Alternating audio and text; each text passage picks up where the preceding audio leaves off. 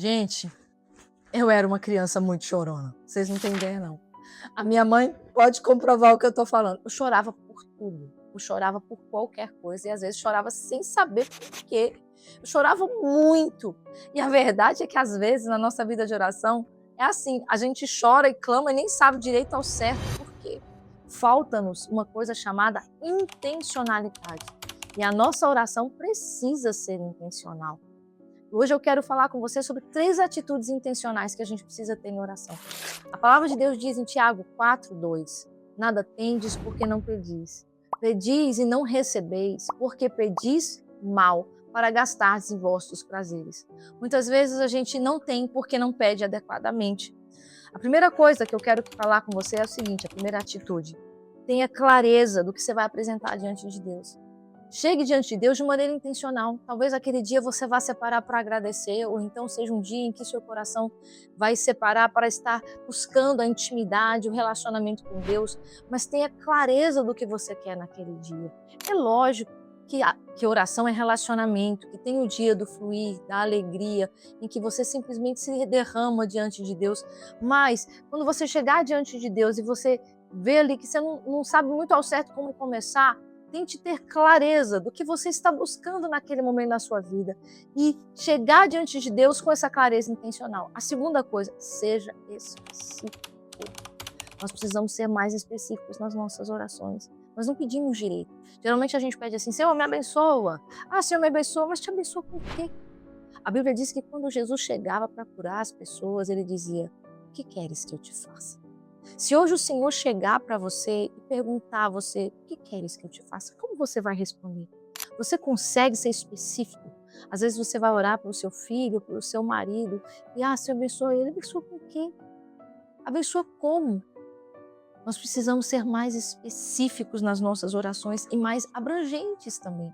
Você tanto pode orar dizendo que você quer ouvir a voz de Deus, mas é tão melhor se você chegar diante de Deus e falar, Senhor, eu preciso dessa resposta nessa situação. Eu preciso que o Senhor me diga sim ou não. O Senhor me dê paz especificamente nessa causa. Precisamos ser mais específicos. E a terceira coisa que eu quero te falar sobre uma oração intencional é que você intencionalmente deixe os seus filhos saberem o que você está orando. Como? É isso mesmo. A Bíblia diz em João capítulo 11 que quando Jesus foi ressuscitar Lázaro, ele intencionalmente fez uma oração em voz alta, mesmo sabendo que o Pai já tinha ouvido e que a resposta já tinha sido dada. E ele mesmo explica por quê, para que eles creiam que o Senhor me enviou. Em outra situação, ele fala para Pedro, Pedro, eu roguei por você. Eu roguei por você. Nós precisamos intencionalmente deixar que os nossos filhos saibam as nossas orações. Em alguns momentos, é lógico, não estou falando de orações de intimidade, mas existem orações que nós precisamos intencionalmente mostrar para os nossos filhos. Paulo é um exemplo claro disso. Paulo discipulava uma igreja à distância, ele estava longe, ele escrevia cartas.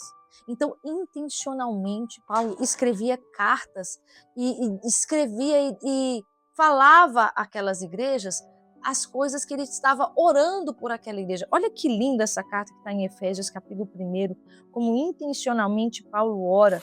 Efésios 1, capítulo 1, versículo 16, eu não cesso de dar graças por vocês. Versículo 17, eu peço ao Deus do nosso Senhor Jesus Cristo que conceda a vocês espírito de sabedoria. Paulo vai especificando o que ele vinha orando pela igreja naquele momento.